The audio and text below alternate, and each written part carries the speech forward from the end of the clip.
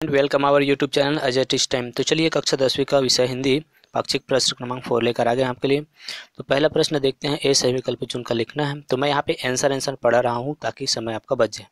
पहला देखिए, पहले का आंसर हो जाएगा स नंबर महादेवी वर्मा, ठीक है। ब नंबर हो जाएगा यमुना, मतलब ब का उत्तर हो जाएगा यमुना और ब ही आएगा। स महादेवी वर्मा की सेविका थी, तो उत्तर हो जाएगा आपका ब नंबर भक्तिन। द घासीदास ने गुरु दक्षिणा करने पर घासीदास को क्या दिया, तो द नंबर आ जाएगा अ तरबूज। अब सत्य असत्य लिखना है। गुरु साहिबा के द्वारा, ये वाला जो आपका होगा उसमें असत्य आएगा, ठीक है। क्या आएगा? सत्य आएगा। ब नंबर का जो उत्तर आएगा वो असत्य होगा। स नंबर का जो उत्तर होगा वो भी असत्य होगा। और द नंबर मुझ शब्द स्त्रीलिंग है, तो ये होगा आपका असत्य, ठीक है। तो ये है, ठीक है। आगे बात करें लघु उत्तरी प्रश्न की। घीसा का नाम घीसा कैसे पड़ा, तो घीसा की माँ मजदूरी का काम उसे जमीन पर लेटाकर करती रहती थी, तब वह पेट के बल घिसट घिसक कर चलती थी, इसलिए उसका नाम घीसा पड़ा। ब घीसा कक्षा लगने के पूर्व क्या तैयारी करता था, घीसा कक्षा लगने के पूर्व पीपल की छाया को गोबर मिट्टी से लिपाई करता और सूख जाने पर उसे झाड़ बुहार कर साफ करता था और गुरुजी के आने से पूर्व ही सभी तैयारियों को करके रखता था तथा आने पर चटाई बिछाता है या था। स लोगों का महादेवी वर्मा के गंगा पार के गांव के प्रति जन्म जन्मांतर का संबंध का व्यंग करने के पीछे क्या कारण थे।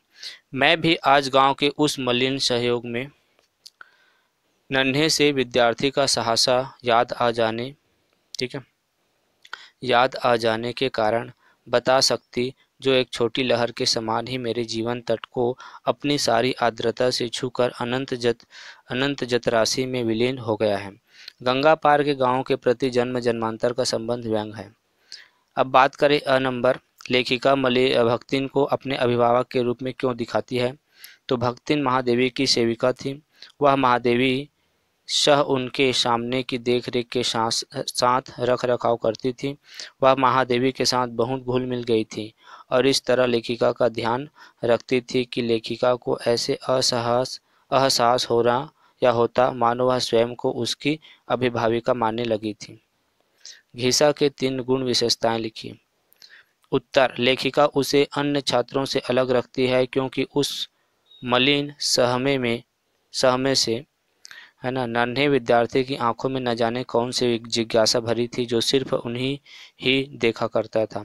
ऐसा लगता था मानो उनकी सारी विद्या बुद्धि को सीख लेना ही उसका एकमात्र लक्ष्य था, है ना। वह उन सबके बीचों बीच भी अकेला अपनी और महादेवी का ध्यान आकृष्ट करने में सफल रहा था। उनकी संवेदनाओं में वह जी उठा था। प्रश्न क्रमांक 4, निम्न अपठित गद्यांश के आधार पर निम्नलिखित प्रश्नों के उत्तर देना है। तो पहले का जो अ नंबर का उत्तर हो जाएगा, व्यक्ति के मन में नकारात्मक विचार जब दुखी या परेशानी में होता है तब आता है। ब नंबर, निराशा को व्यक्ति कैसे दूर कर सकता है, तो निराशा को व्यक्ति बहुत ही सरल तरीके से दूर कर सकता है। अगर कोई मनुष्य निराश है तो उसे खुद अपनी सोच बदलनी होगी, क्योंकि जब तक वह निराशा होगा तब तक वह कुछ नहीं कर पाएगा। तो उसे खुद उठकर चलना होगा। उसे यह मानना होगा कि हार जीत जिंदगी की बाजी है। मैं समय समय पर हड़ताल दूंगा और समय समय पर जीता रहूंगा और मैं अपनी सफलता को हासिल कर पाऊंगा।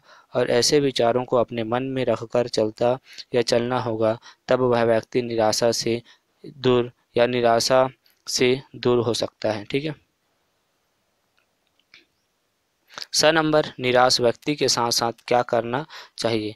कोई अगर निराश व्यक्ति है तो हमें उसके साथ रहना चाहिए, उसका हाथ थामना चाहिए और उसे आत्मविश्वास दिलाना चाहिए कि वह कर सकता है, वह जो चाहे कर सकता है। पर ऐसे आत्मविश्वास उस व्यक्ति को निराशा से दूर कर सकता है। शब्द है विलोम शब्द, निराशा का आशा, असफलता का सफलता, असंभव का संभव, जीवन का मृत्यु या मरण। गद्यांश का उचित शीर्षक दीजिए, ठीक है। तो इसका जो होगा आत्मविश्वास आएगा। ठीक है, वो गद्यांश जो है आपका उसमें आत्मविश्वास आएगा। निम्न पंक्तियों की व्याख्या कीजिए। तो आप यहाँ पे देख सकते हैं संदर्भ, प्रस्तुत पद्यांश हमारी पाठ्य पुस्तक हिंदी के घिसा नामक पाठ्य से अवतरित है। रेखा चित्र विद्या पर आधारित इस रचना की लेखिका आधुनिक मीरा महादेवी वर्मा है। प्रसंग क्या है? तो प्रसंग यहाँ पे आप लिख सकते हैं, यहाँ पे लिखा नहीं गया है। ठीक है। व्याख्या, लेखिका ने इन पंक्तियों के माध्यम से अति स्वार्थी व्यक्ति सदैव अपने स्वार्थों एवं आवश्यकताओं के बारे में ही सोचता है तथा उसी की पूर्ति में लगा रहता है कि सोच उजागर किया है, इसकी सोच उजागर किया है। इस प्रकार के लोग स्व स्वार्थी के वशीभूत हैं